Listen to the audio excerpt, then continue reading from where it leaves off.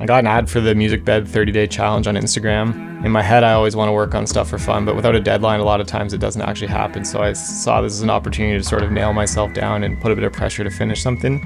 Yo, what's up? We're on the set for I Will See Birds. This behind the scenes contains some spoilers, so if you haven't seen the film yet, go watch that first. My friend Matt, he's been bird watching a lot. He's in a competition with his brother to see who could see the most variety of birds this year.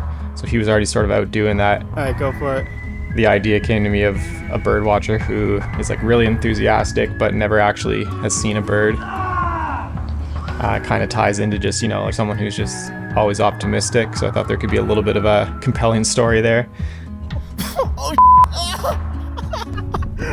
And because it was literally just me with the camera following him around, we were able to be super nimble. From that concept, I basically wrote out a rough script where I knew it would sort of build up and sort of get progressively more absurd, where at first it might seem like a serious birdie movie or like this guy really knew what he was talking about, but as it went on, I wanted to slowly start to hint that he's not actually seeing any birds because he's always looking the wrong way.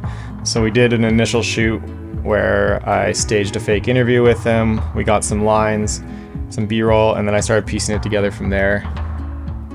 So we did that initial shoot at Lighthouse Park in Vancouver. Obviously birds can be a little bit tricky to coordinate with, so that first shoot we didn't see any birds.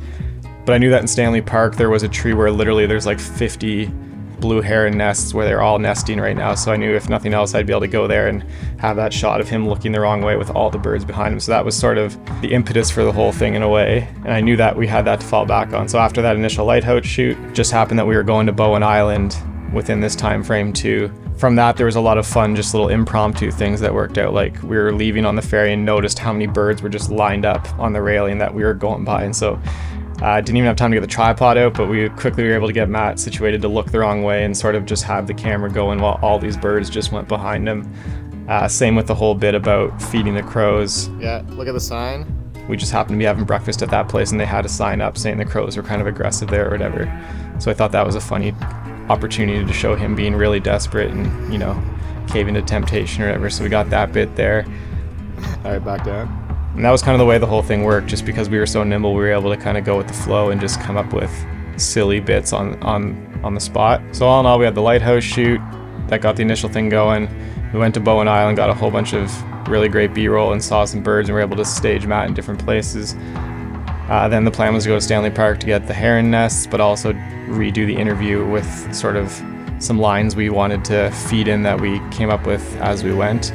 But we got a bit rained out there to get good audio. So then we did a final shoot just in Pacific Spirit at the bog, where we ended up doing the final interview segment with them. There was a few variations where, like, originally I was thinking more of a Spinal Tap vibe where I'd be in the shot with him, talking with him, but those weren't quite landing because I'm terrible on camera and it just wasn't working the same way. So then we went with the off-camera voice approach and just let him be there, and I think that worked out better. I was also lucky enough to have a friend who's a very gifted special effects artist, and I was telling him about the concept and he was like, hey, I got this new bird flocking simulation if you ever want some birds in there. So I was like, all right, right in that title sequence.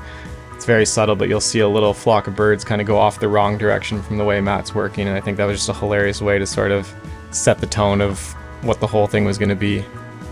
There's a shot with a big ship in the background that had the company name on there or whatever, and it was a really easy switch in After Effects to just sort of put perseverance there and sort of keep leaning into the idea that this guy is committed to the craft whether or not he's actually having any success. So just a really fun project. I think the idea of having a timeline forcing you to just get it done is something at least I need, and I hope you enjoy the film. It's the most Canadian of all time.